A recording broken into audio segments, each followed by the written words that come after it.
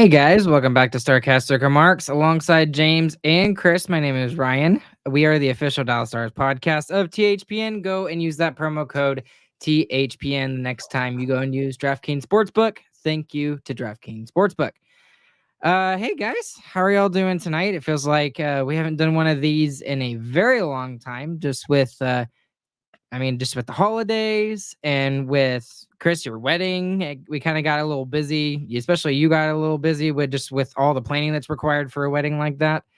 And it's just kind of nice, just kind of sit down and we'll see where the conversation takes us. But how are y'all feeling tonight about last night? Any better? I don't care about last night. Let's talk about this afternoon. The Cowboys clinched the division, and the Eagles get dominated. No stress. We didn't have to flip back and forth between channels. It was just Dak Prescott putting on a clinic, and the Eagles just rolling into their dirt graves as they're about to get dominated next week. I can't wait. It's weird to see that, to be totally honest with you, because I fully expected what Saad Youssef tweeted out earlier. I expected both teams to lose, and that's how the Cowboys win home field advantage for the playoffs, that both the Cowboys and the Eagles lose. But it was a lot more fun to watch the Eagles win. I agree with you, Chris. I mean, the Cowboys are like, what, 9-0 at home this season, right? Undefeated Something like that? at home. Yeah, so I guess we just have to keep the Super Bowl at Jerry World, and maybe that's finally how we win the Super Bowl. We'll see. But agreed. James, how are you feeling? Are you feeling any better about last night? James has big news.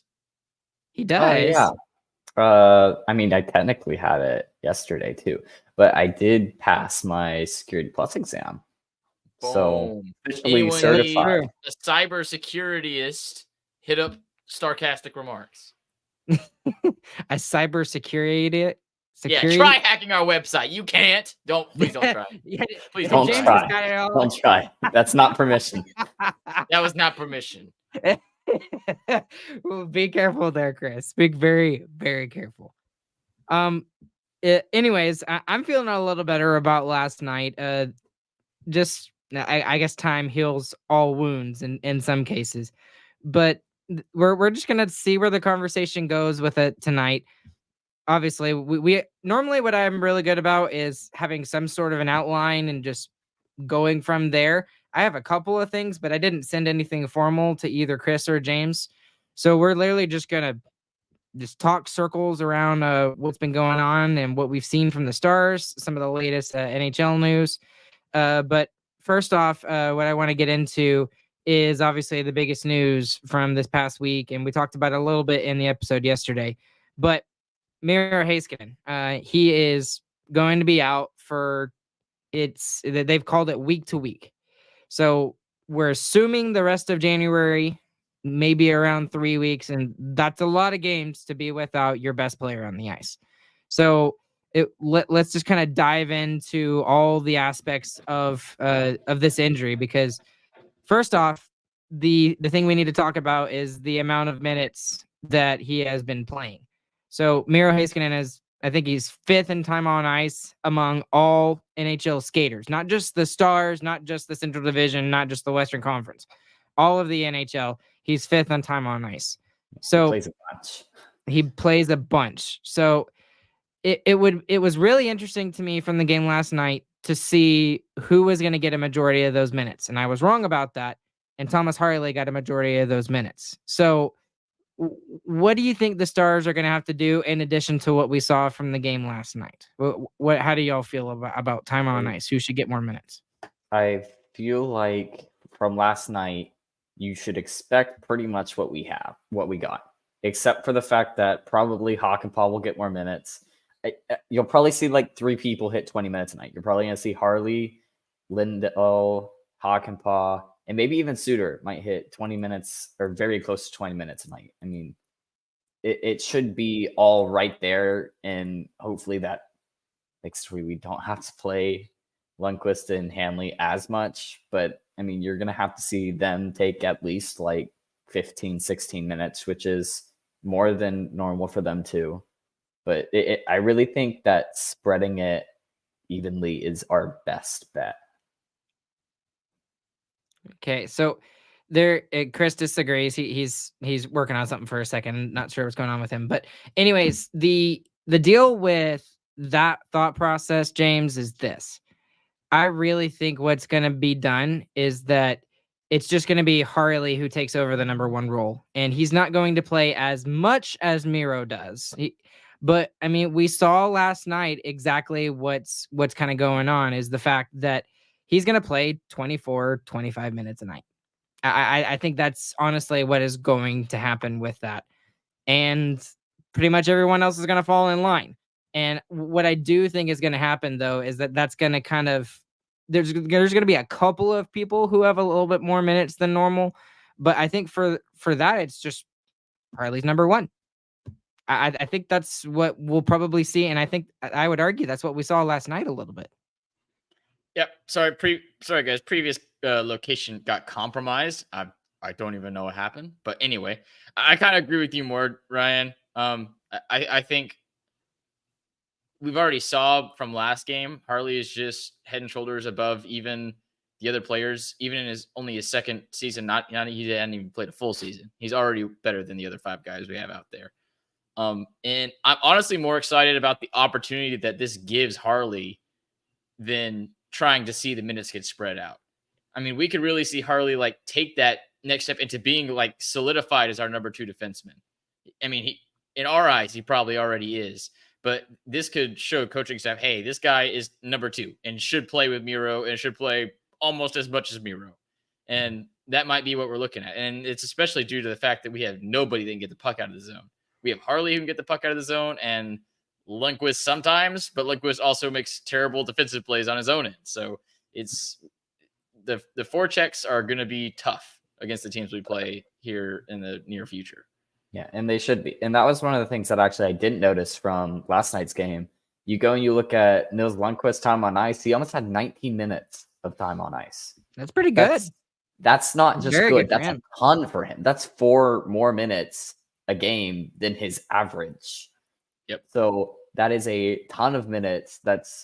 And a lot of that's probably, I don't know who he's playing with mostly. I assume it's with, it's probably split between Harley and Suter, honestly. But it especially late in the game when we needed that extra offensive pressure. I mean, Harley Lundqvist is a very good offensive defense pairing. Yep. So agreed. So the other reason why I was completely wrong with my blog posts and the fact that I thought Lindell should get more, we saw that pairing of Lindell and Hockenbaugh get torn apart in the game last night. And I mean, that's not normal. Normally they're both. I mean, Hockenbaugh is not as good as Lindell, but normally they're both a lot better than they were.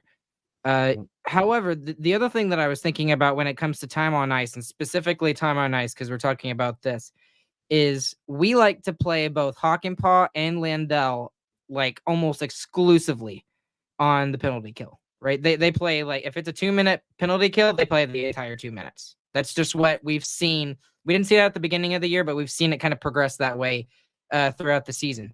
And if you throw Harley and just say, hey, it's yours, you're number 1, you can still do that with both Hockenbaugh and Lindell. They might get a couple of extra shifts and they might be a little bit more tired, but you can still sort of kind of do that with that penalty kill, and that's not as affected as if you spread the minutes out among all of the defensemen for the Dallas Stars, which I hadn't thought about until literally, I think it was last night around, like after we did the podcast. And I was like, that's actually very beneficial to the team if Harley can do that. So if Harley can keep up those minutes, then that allow.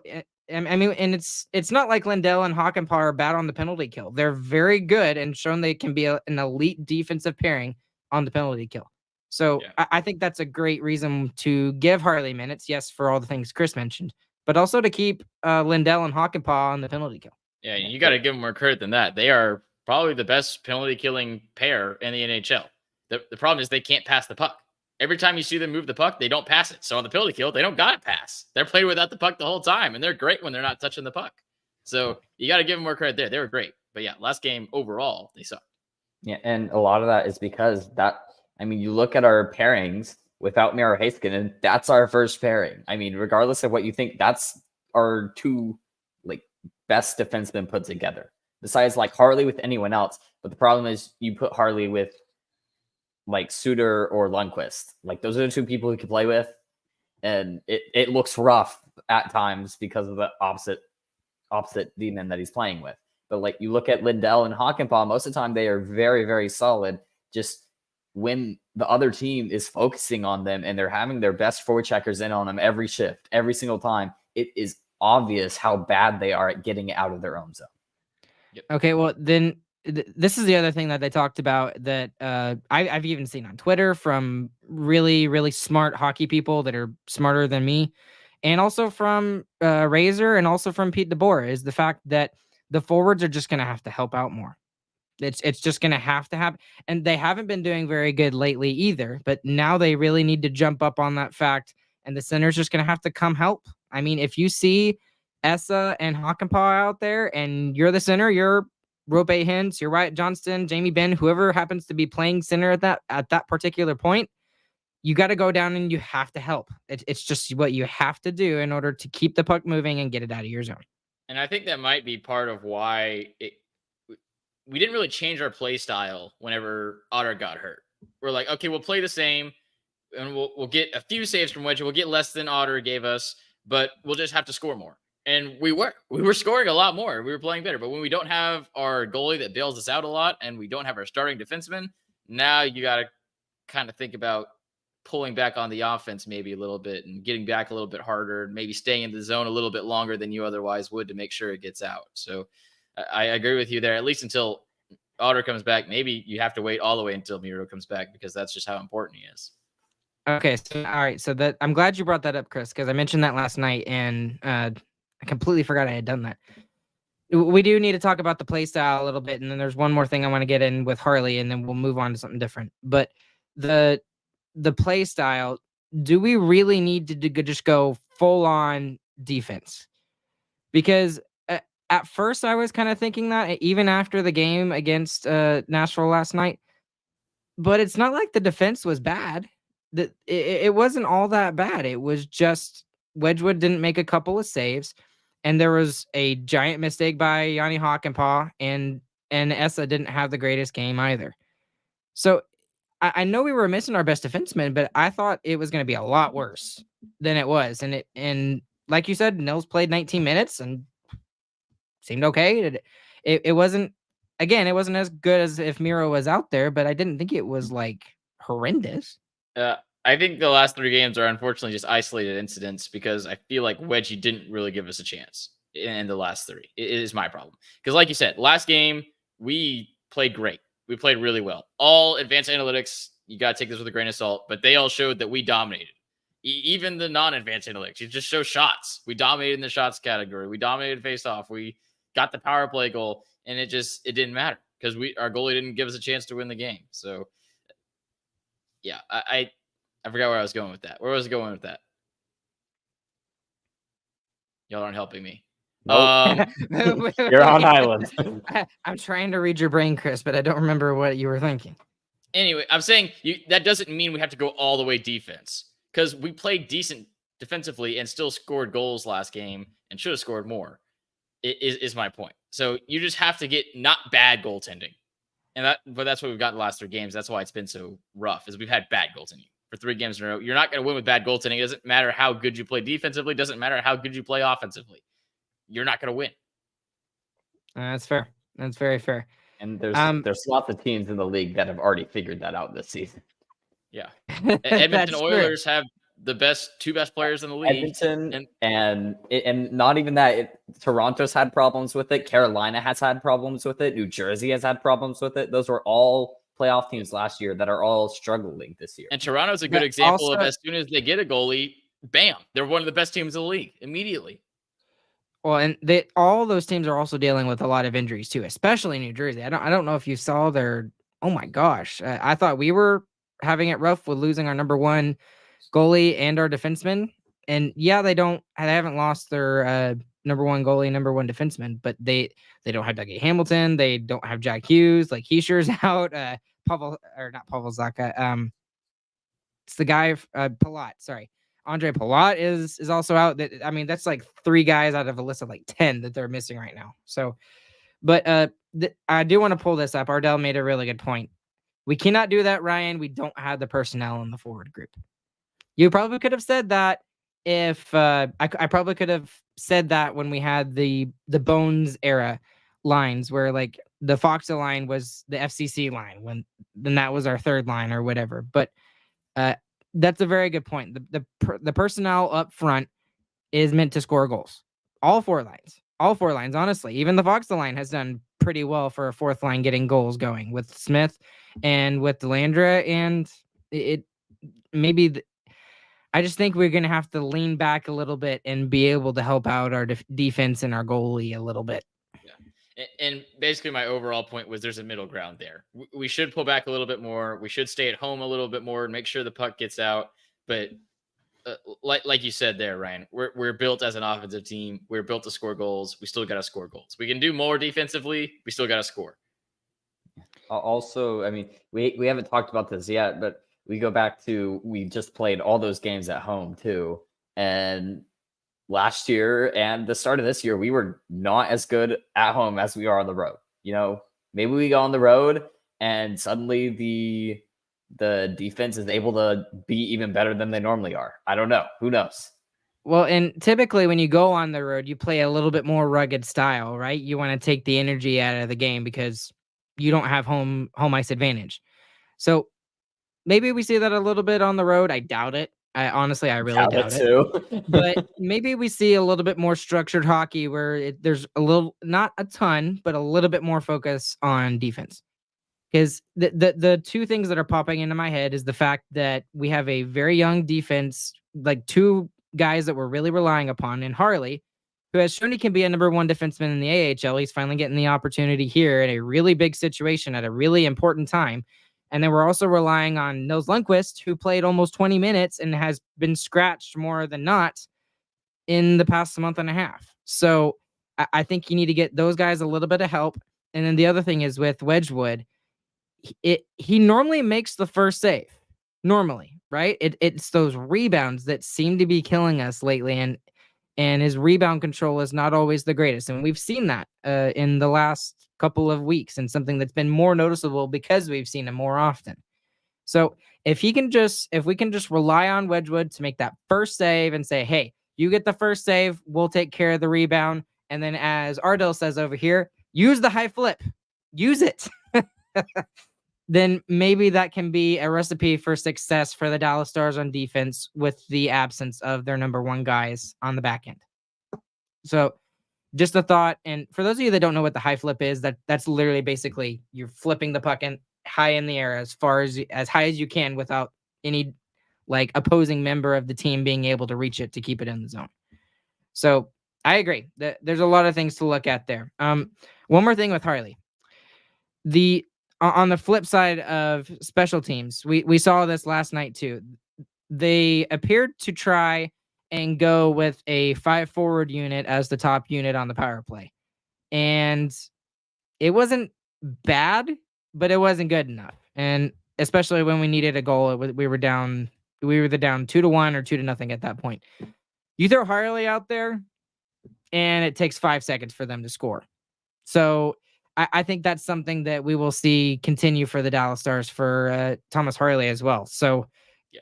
I mean, he's already making an impact, and it just sucks that the games we've lost the way we have. We lost our best defenseman, but all deserve to win meters on all 3 of the games we've lost. We according to that, we should have won, according to moneypuck.com. Well, so, more importantly, 2 of the 3 we dominated. Like that second game, I forgot against who it was. The Avalanche. Y'all can help me. The Avalanche. We were slightly above. You can kind of throw that as a toss up. The other ones we had over 75%. That means something weird happened, and something weird happened. There was a goaltending problem. So yeah, I'm not super worried. What I'm worried about is the goaltending, and that's the number 1 issue that I think we have right now. And if we can just get some decent goaltending, we'll be good. Or if Otter can just come back, please. Okay. Anything else on the defense? Do we need to talk about Nils a little bit or no? No, I No, think Mills has a trial period right now where And he did he's good. I thought he he's did and very he's well in the first game. and he's going to get around, I think the 19's high. I think he's going to get closer to 18, 17, which is still a lot more than he normally has. It's a really good trial period for him. If he And does he's really well and proves himself here when we really, really need him, then he can finally stay on the roster. But he has to prove that.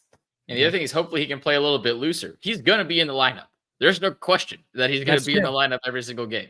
So play free and play good. I mean, he started well the first game, but I agree with you, James. Just like Harley, this is a huge opportunity for Lundqvist to show that he deserves to be in the lineup every game. And it was a great start last game. He needs to keep doing it, though. And maybe to ease up on the time on ice for Harley, maybe Lundqvist every once in a while can get thrown in on the power play a little bit. That's something that seems to be within his skill set, within his offensive prowess that he apparently has, that offensive potential that I don't think we've quite tapped and he hasn't been able to use. So maybe when Harley, I mean, because like we're used to seeing Miro out for all 2 minutes at the power play, right? Pretty much. So maybe that gets split up between Harley and Lundqvist if Nils is able to keep gaining some momentum and doing well in these games. That would, if we see him on the power play, then we know he's doing really, really well. Okay, because I think that will be the biggest responsibility for him if he continues to play like the way he is. Because I thought he played really well on Saturday. So okay, anything else on the defense before we move on? No. Good. Okay. All right. Let's move on to Wedgwood.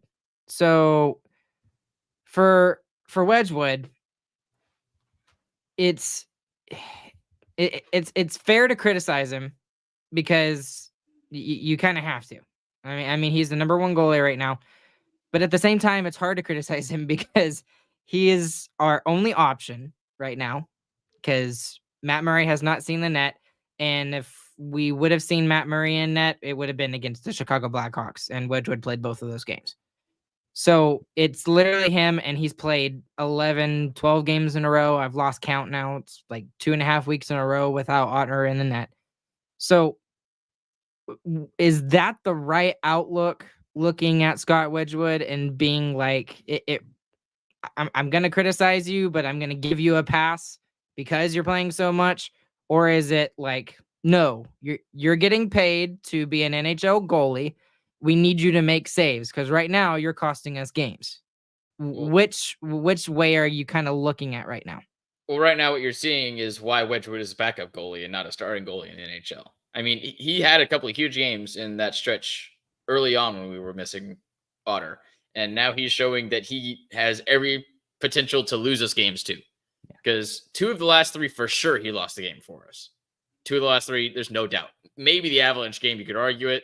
It wasn't terrible, but it wasn't great either. So it just shows you how much he can fluctuate. So he needs to give us a chance to win. If he's not giving us a chance to win, you have to give him blame. But if he's giving you a chance to win, then you have to give him credit too. Yeah, the tough games really is the Canadiens game and then the Predators game last night. I mean, we let up 21 in the Canadiens, I think 22 against with the Preds. That is a game that should be like a sit back game for most goaltenders. Like you come up, you make 2 saves, maybe like 2 saves that you shouldn't, and you win the game. And he didn't do any of that on either of those games. And that's something that you just can't have in a starting goaltender. You can't have it because that's a game that your team played great, messed up like 5-6 times the entire game on defense, give up some bad chances, but every single one goes in the back of the net. I mean, you can't have that. Okay, so in looking at both of those games that y'all mentioned, I really truly believe that was the difference in the game. Like you mentioned, Chris. I mean, I thought our defense was going to be rough in the game last night. I thought it was going to be really bad, and I thought the only way we were going to be able to win is just win 7-5 or 6-4 or something like that. And it really wasn't the case. It just really stinks that I feel for Wim. He's being asked to play a role that he's not meant to play, and I think everybody knows it. I really honestly think that everybody knows it. So the other thing I wanted to kind of discuss about this is the depth for the goaltending position for the Stars, because I think this is a worthy talking point when it comes to this. Is this something that needs to be addressed at the trade deadline? Do we need to go out and get a Louis Domingue, something like that, where we can have a third guy who's playing backup in the AHL to Matt Murray, and Matt Murray's getting all the time in the AHL. And then if we have another injury like this where we lose Wedgwood, or God forbid we lose Otter again, we've got a guy that we can sort of kind of rely upon rather than just Wedgwood. Because I think if you look at, Nil has done such a fantastic job with what he's done. And he's got a bargain contract with Wedgwood at $1 million. But you have to know that that's an issue, right? Is this something that maybe the Stars look at getting fixed at the trade deadline? So you could do that, or you could get another defenseman. So I think the answer there is pretty obvious. You're going to take the risk with having bad goalie depth, and you're going to get the defenseman. I mean, if Otter's not available in the playoffs, that's a hope and a prayer anyway. At that point, I feel like there's not much chance, even if we do go out and get a better backup. So I think you have a much better chance of being a little bit risky, being a little bit light at goaltender, and helping out your defense. And if everyone's healthy, you just kind of have to hope that they are, or at least healthy enough to play, then you're a much better team. Because if everyone's healthy and you don't play that third goalie, then he's there for no reason. You look at the defense specifically. I mean, after Hanley, Lundqvist, we have people who have maybe touched the NHL once or twice, and other than that, haven't. It is very tough. I feel like it's going to be tougher on the defensive end for the players who are getting hit every single night in the playoffs. Every single time they dump the puck in, they're going to go get hit. I mean, you're going to need at least one more defenseman. I feel like 7 feels like a lot to have signed like all the time. Like we constantly have Hanley on the team, but there is no 8th. I mean, other teams have 8th in 9th sometime in the AHL, and it feels like we don't have that at all. I don't think that's true.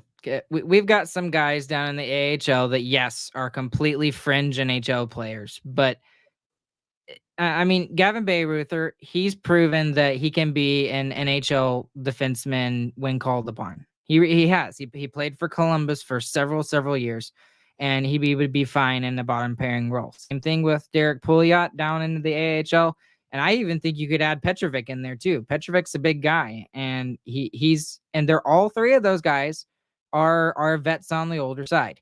So not like ancient, not like 35 plus, like Suter, but they're in their late 20s, maybe even early 30s.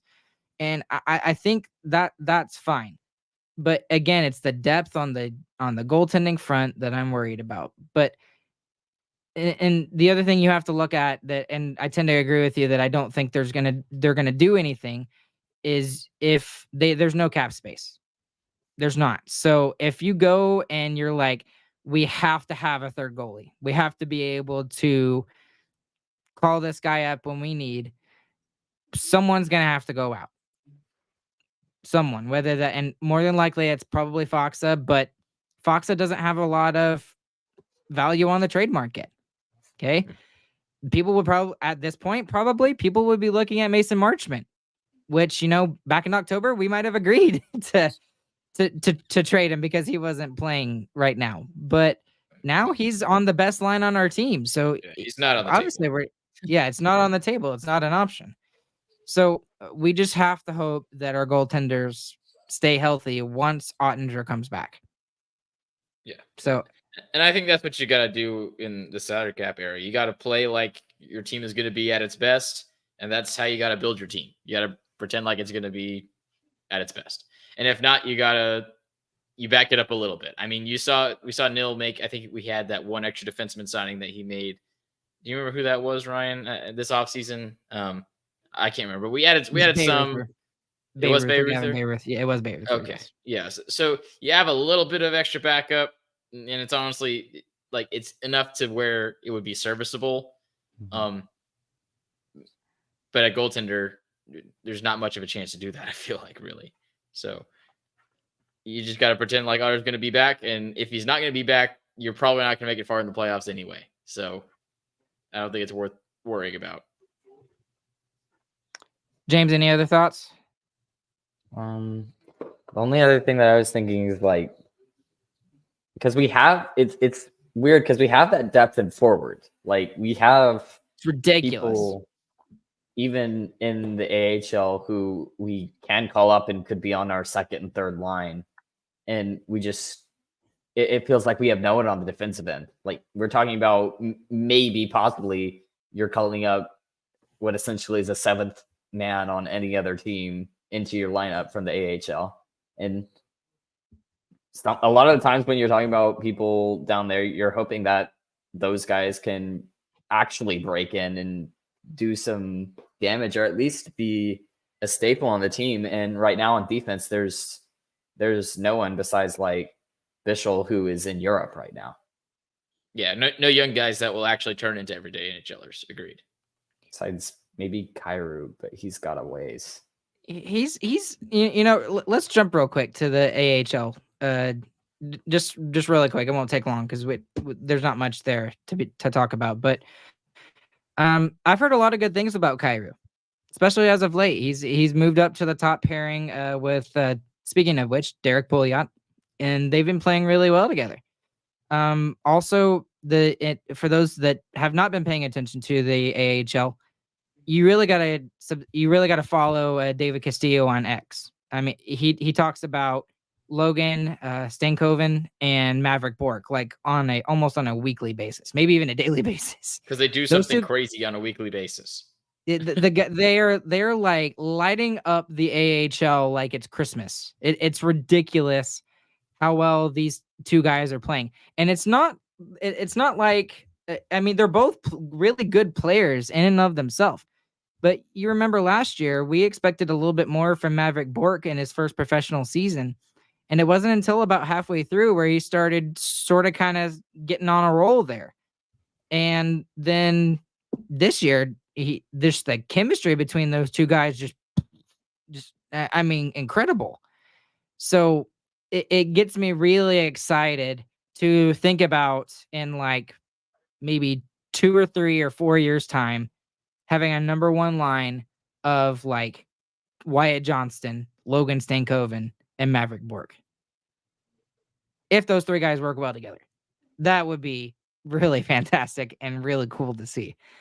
And it just gets me really excited for the future for the Stars. So the one flip side on this is I really think if the Stars are going to want to make a huge giant splash when it comes to bringing in a top 4 defenseman, you know that teams are going to be asking about one or both of those guys depending on who we're trying to get.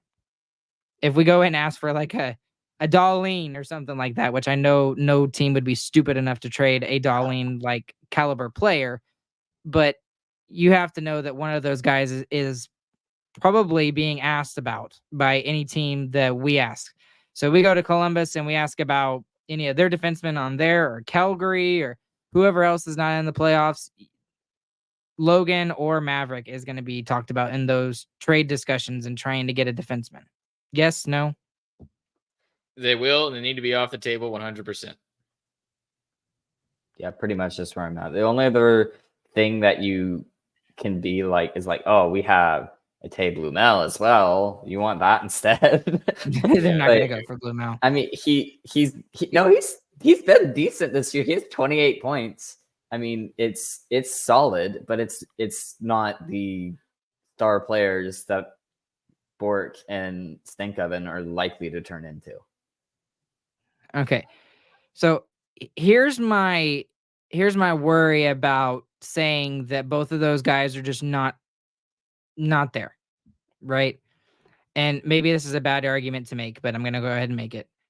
Do you know who we traded away in order to get that 99 cup?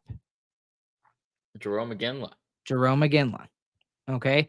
The Stars, a lot of people don't realize this or know this in the DFW area, that Jerome Iginla was originally a Dallas Star. He was drafted by the team and got traded for, do we know who?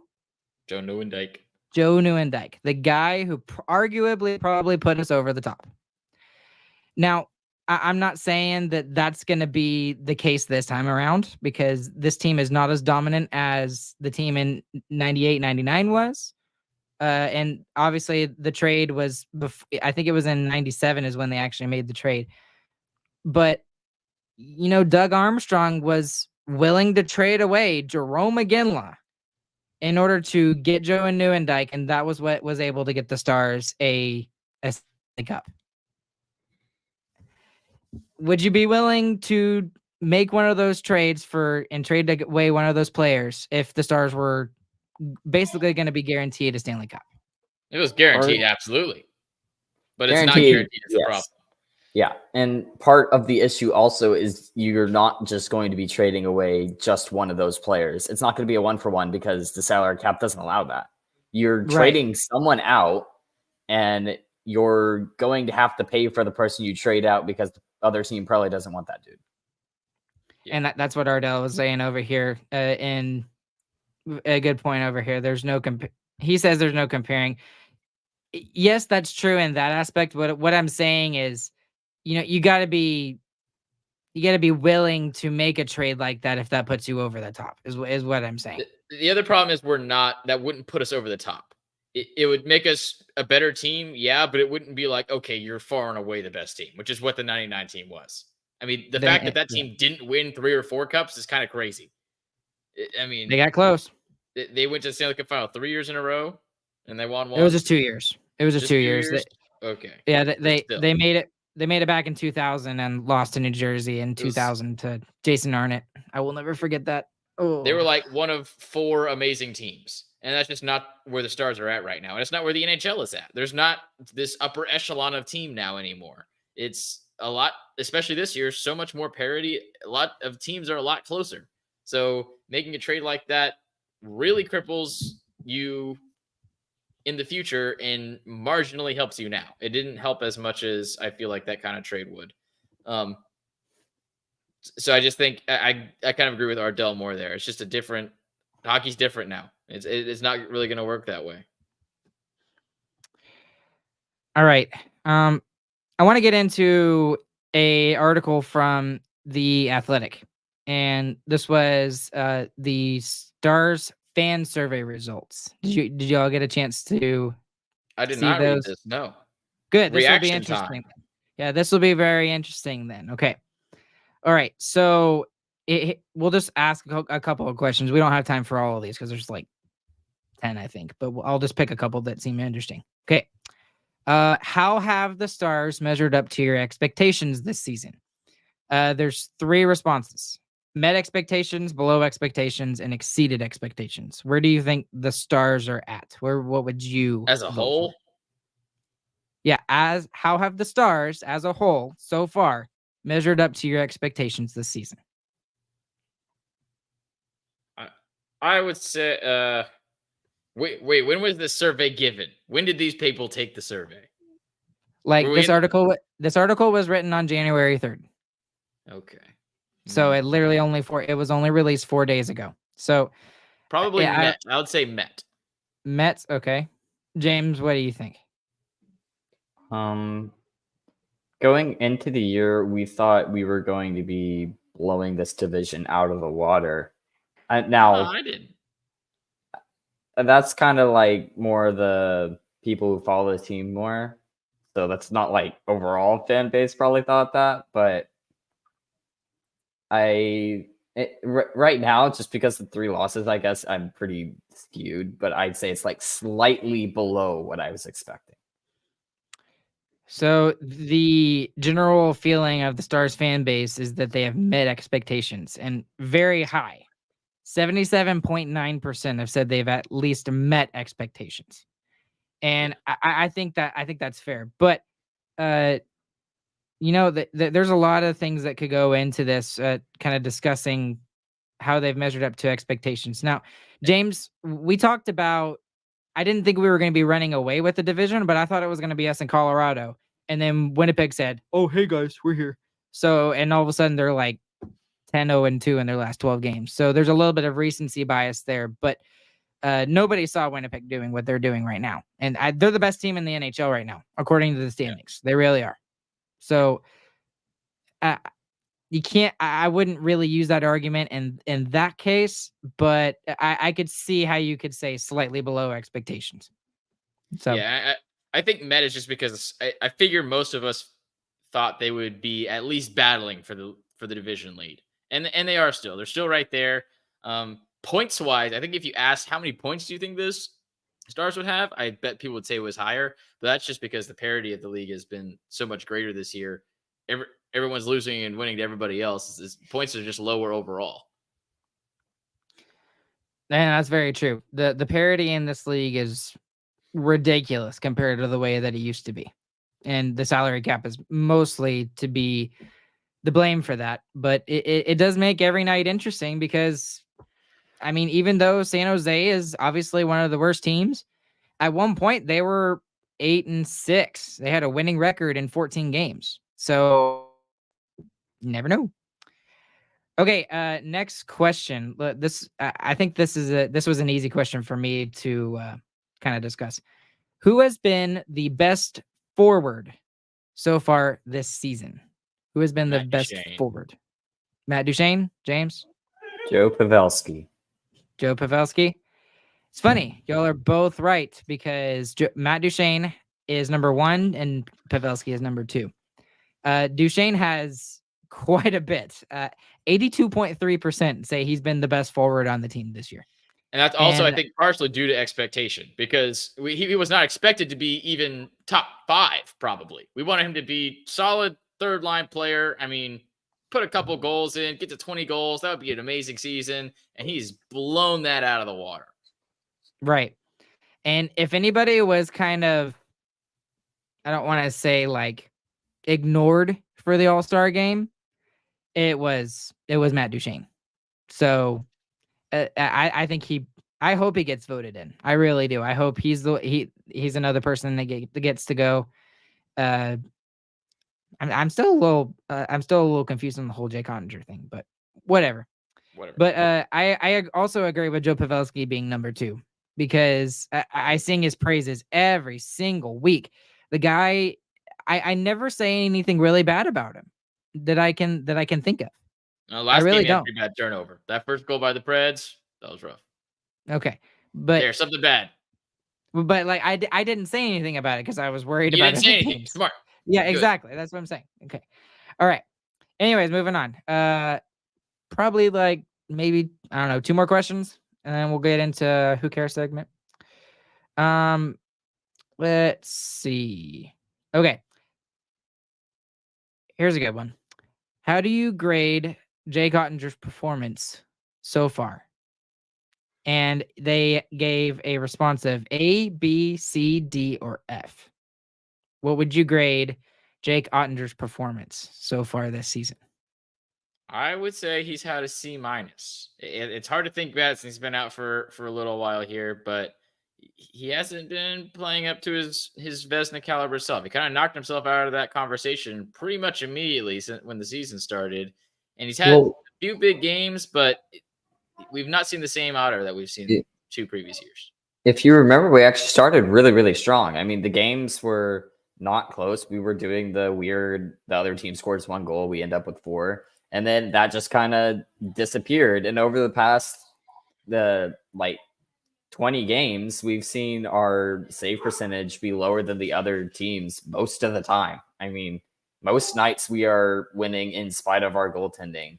And that's really tough to see from someone who was trying to go through more of a sit back and take more time to recover between games and be better about not doing too much and trying not to get hurt. And then he gets hurt anyway, which makes it even rougher. And then you think I mean, that's just it's just not good enough. And we know that's not how he normally plays because we like you said, Chris, we see those games.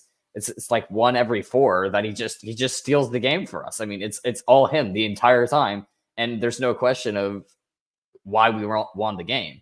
It's just you get to the other ones, and Yeah, I maybe think some that's of it, maybe some of it is that we're scoring more, and he's like, oh, I don't have to play out of my mind all the time because like I'm thinking about those games. I'm like, we weren't having to have all these comeback wins when Otter was in net all the time. We weren't. I mean, most of the time we were leading, and I feel like maybe that comes creeping in where he's just like, oh, I don't have to save as much. Maybe not, but it is frustrating. I think Otter is having those big games, like you said, like 1-4. He's having a really huge game and is like pretty much the reason we win. But I think those 3 games in between those big ones have gotten worse. It's not as consistent, I feel like. And he's had more bad games this year than I feel like he has in the past. So it's interesting to hear you guys talk because the Stars fan base is about the same with y'all. So no one's really like super sour on Ottinger, but they're also not super high on him. The highest response was a B at 55.3%, but second is a C with 36.6%. So little more optimistic than just neutral, which is good, but nowhere near probably the expectation we needed to see from him. We would need I was hoping a little bit more for A when I saw this question, and that wasn't the case. He's only got 4.5% on A, 3.3 on D, and then the stupid people who gave him an F.4. But so it's just those two categories. They're just slightly just kind of optimistic about him, I guess. And probably the last 2 years, it was all A's. So that kind of shows you the difference. And that shows his expectations have risen, but I feel like his play has also dropped a little bit too. It's also kind of indicative of how the league has gone this year too. I mean, scoring is still going up.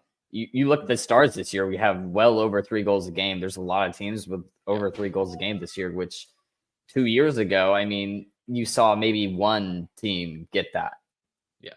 Goalies are quote unquote worse right now than they were last year.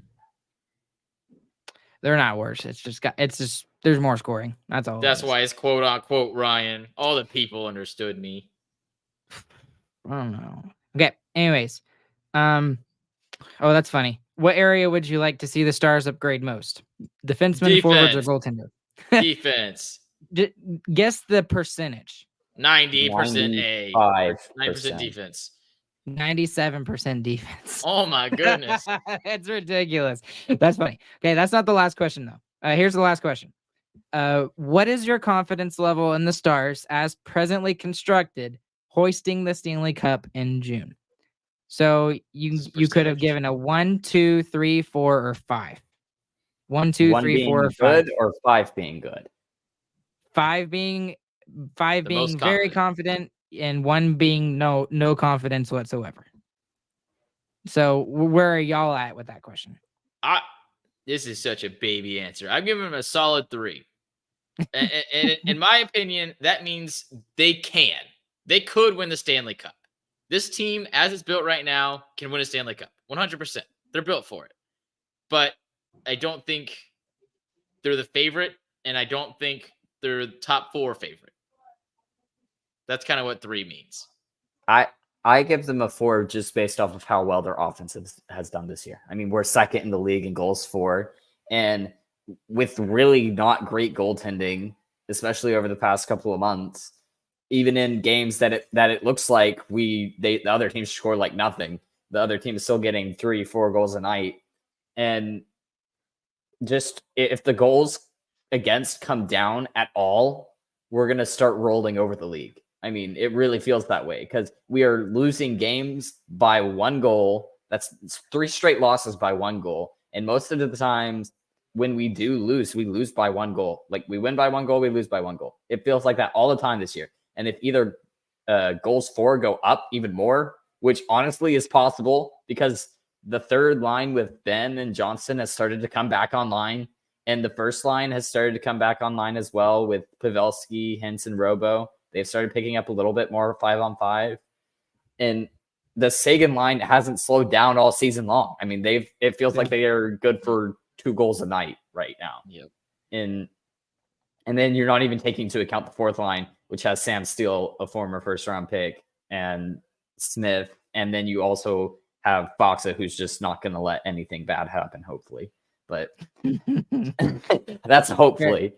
But you look at, I look at our forwards and playing a full season with each other. That's the important thing too, because you look at like the Rangers last year going into the playoffs, their forwards were absolutely stacked. They had so much depth down the middle too. And it's all people they brought in at the trade deadline. And like you could tell when they were playing in the playoffs, they were just off by like just in like an inch. And that I felt like that really cost them in the playoffs. But I look at our team and we've had them the entire year. Mostly on the same lines. Yeah, mostly on the same lines, which DeBoer likes to do. He likes to kind of keep the chemistry from what it looks like. And even we've seen him mix it up too and just throw whoever on whoever line, and it gives the team a boost, and they look good on that line too. I mean, it feels like anyone can play with everyone and all can do good. What's your confidence level, Ryan? Am I gonna cop out? I'm gonna say 3.5. Mato over here said 4.2, so I'm gonna do 3.5 because both of y'all made really good arguments. But my thing is, and I've got positive and negatives on this. The negatives are at the beginning of the season, this team didn't seem to have a lot of what ifs. And now we're about halfway through the season, and there's a couple of what ifs that have popped up. You know, what do you mean by what ifs? Like we expected we thought that Nils Lundkvist coming into the season was going to be better. There wasn't much of a what if with him coming in and being a better defenseman this year, and he still hasn't taken those reins. There wasn't as much a big question of what if with Ottinger. And now it's a little bit of what if because, and I forgot who it was, Josh Moore over here, that this a good, kind of what I was thinking as well. Otter was great in the first 10 games, and then something changed, and he seemed half a second slower after that. So I think there's some truth to that. So he just hasn't been as dominant as he was even last year. And maybe he comes back from injury and he is the reincarnation of Dominic Hasek. I don't know. Maybe that happens, but that's a what if, right? Like, what if Ottinger could be a true number one in the league Vezina caliber goalie? We haven't seen that yet. What if he comes back from the injury and is all messed up? We haven't seen him come back from a long injury like this before. Exactly, and that's the thing is we haven't had to ask a lot of what ifs, and now the reason why, especially the three of us, are so frustrated is because we should have won these past 3 games, and now these questions are starting to pop up. You know, what if we could go out and get another defenseman that would be able to bolster the defense? And I know we talked about it at the beginning of the season. We knew we were going to have to do it. It seemed like, but still, there's just too many what ifs on the negative side with this. I'm yabbering on too much. So what do people give them? Sorry. So hold on. Yeah, one more thing, and then I'll tell that. On the positive side, though, I still don't believe we have seen the best of this team. I still don't believe we've seen the best hockey from this Dallas Stars team. They have been able to pull a really good record out of their butts, never playing a full 60-minute game. There might be 1 or 2 games this season where they played like a 50-minute game or a 55-minute game. We have not seen a full 60-minute game from the Stars this season. And they have that ability to. That's the thing that hacks me off even more.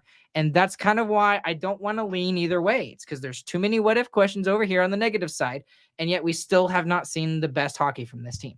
And they haven't hit a groove the way other teams have. You look at the Jets on a 6-game winning streak, like out of nowhere. They found it, and they just running with it. Stars haven't gone on like a super long streak like that yet. So, but on the other side, this is the first time we've lost 3 games this season.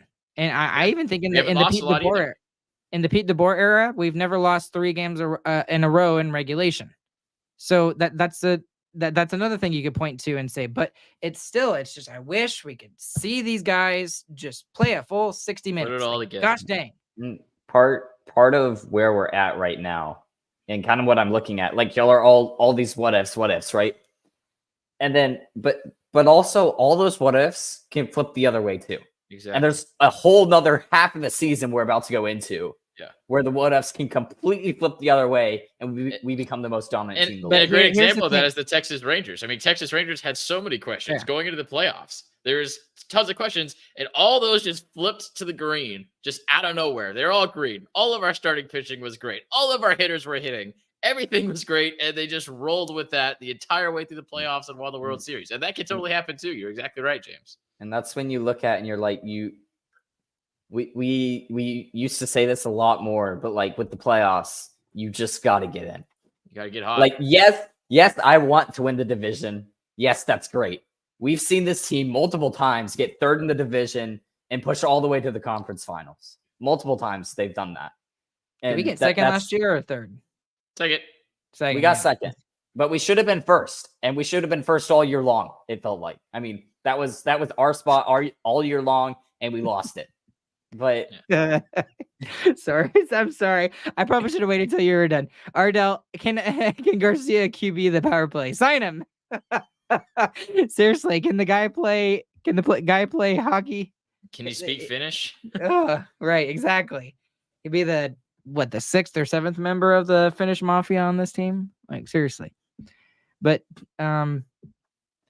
and what I was thinking about, Kristen, your analogy was probably a lot better, but I was thinking of the Canucks.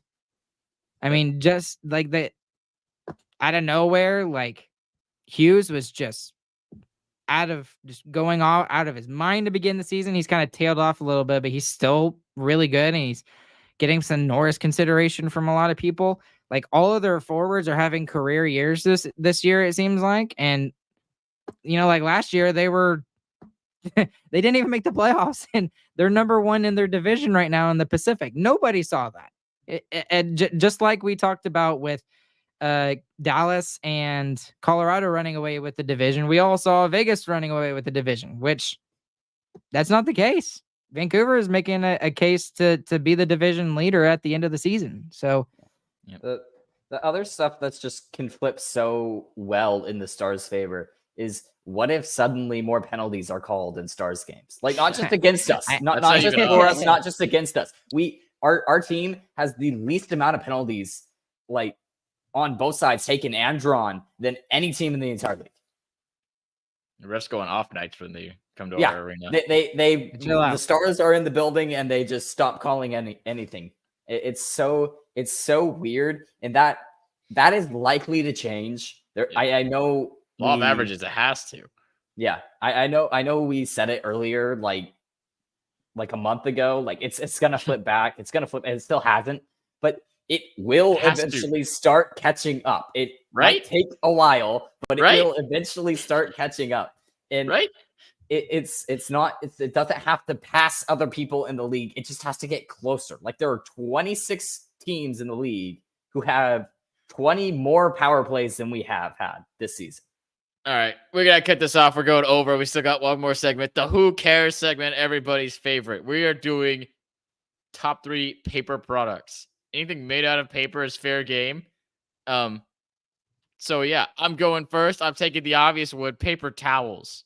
Bam. Household essential nowadays. Love the paper towel. Who's next? James, what you got? I'm going to go with fast food wrappers. That's a good one. Good answer. That wraps up everything fun that you can eat, man. Like, that everything that you get from fast food is wrapped in paper. That's amazing. That's wonderful. Right, number 3. My number 3 is lame. I'm just gonna go with the good old napkin, and especially having 3 kids, it is one of the most like necessary items. Whether you're cleaning off something off their mouth or you're wiping a boogery nose. Do you buy napkins from the grocery store? No, you just said paper products. Well, that's what I'm saying. How is that a top 3 if you never even buy them? Because we go to fast food restaurants, we keep the napkins in the glove compartment just in case something happens. You saved it. I That's can't fine. be the only one that Okay, does that. Parents understand what I'm number- talking about. my number 2 is a sturdy paper plate. None of that $1 for 50, but you get those nice, what are they? Kitchenette ones? I don't know. Dixon? Culinary I think they're ones? called. I think Dixon is the. I don't know. They're those big sturdy ones. You can drop a steak on them and it doesn't even care. You got to get those, but they're great. I mean, if you're going to a potluck, you could pack one of those things up. That's a grand old time. Paper plate. James, number 2. I'm stealing Chris's number 3rd. Paper towels is a great answer. I That's a mean, great answer. why even use napkins when you can just buy paper towels? That's what I was trying to get point. at when I was getting after Ryan. And you can use them for whatever you want. You can make sandwiches on them. I mean, that's an extra napkin. You use them to clean up. That says everything. Everything. Ryan, number 2. My number 2 is Christmas wrapping paper. I love Christmas wrapping paper. I used to hate like wrapping presents when I was a younger adult because it took too much time. But I love so much watching my kids open Christmas presents on Christmas morning. And it's a paper product, right? It counts. Pick something you use once a year. I am not liking your list so far. My number 1. You're not gonna like my number 1 then. This should be the consensus. This is the correct answer. I don't know what happened in the world before this invention. The number 1 answer is toilet paper. Oh, toilet paper is the best paper product. It is. I mean, there's no question. That's just 100% the correct answer. James. But it has to be I'm not going to disagree with you, Chris. But my number 1 is paper plates. And I don't care if it's the one from 50 or not. It makes no difference to me because you know what paper plates do? It makes less dishes. Okay. Less dishes is all I'm for. Saves so much time. And if you do the $1 for 50 ones, and you kill trees, James. I love killing the trees. Environment. I hate the environment. Somebody call the Lorax. Ryan, number 1. The whole list hates the environment. I was about to say, don't you know that all these paper products we're mentioning are all killing trees, Christian? You dare use my own spells against me. Ryan, number 1. Mine's kind of a cheater one. I'll have to say toilet paper because Chris is right. I'll give it to him. Answer. But I was gonna cheat with my number 1. My number 1 is the Bible. It's a paper product, right? It is the paper product. The Bible is the words on the paper. That doesn't count. That is true. He's not wrong. Both can be still right, though. You can't have the Bible without paper products. Yes, you right? can. You can memorize the Bible, and then you got the Bible in your head. Or you could put it on stone tablets. It could be on stone tablets. Or it could be on animal skins. Okay, but animal skins are not exactly the best way of writing stuff down. It's Who a paper. Said it was? The best paper is Dead Sea Scrolls. Paper is, and the Bible is on a paper product nowadays. Or on your phone, which uses no paper. Done. Boom. That's it. In the video. Chris was trying to find an out there, and James gave it to him. I got him. Dang it, James! You're supposed to let me win this one. I thought I had it won, and then he said toilet paper. I was like, is toilet paper really more important than the Bible? But the Bible was kind of cheating a little bit, but okay. Anyways, anything else that y'all can think of, James? Because Chris is not even on screen right now. Nope. If anybody's looking for a cybersecurity dude, hit us up. James will gladly take it. Right, James? Yeah. Yeah. Something like that. Yeah, we're tired. Okay. We're going to be back with you guys again tomorrow night. Stars are going to have another game there. Hopefully it's better than last night. Well, last night wasn't even bad. It just didn't get a save when we needed it. So anyways, guys, we really appreciate y'all who are listening to us live. Those of you that are listening afterwards, we also really appreciate it. If you like what you've heard here today, please consider leaving us a 5-star review anywhere you listen to our podcast, anywhere you listen to your podcast, not our podcast. Go and check out sarcasticremarks.com. There's a blog post about Miro that I wrongly suggested Lindell should get more minutes, and now I'm very glad that I'm wrong. And then there's also all of our latest episodes also get posted there. So if you don't listen to have like a podcast provider or whatever, you can go to our website and listen to it directly from there. If you'd like to support us in anything we do, please go and check out Sarcastic Remarks shop.com. That's all of our latest merch there, and that's a way that you can support us as well. I thought Chris would be back by now, but I guess not. So I'll go ahead and wrap it up. Along with James and along with Chris, there he is. My name is Ryan. We will catch you guys on the flip side.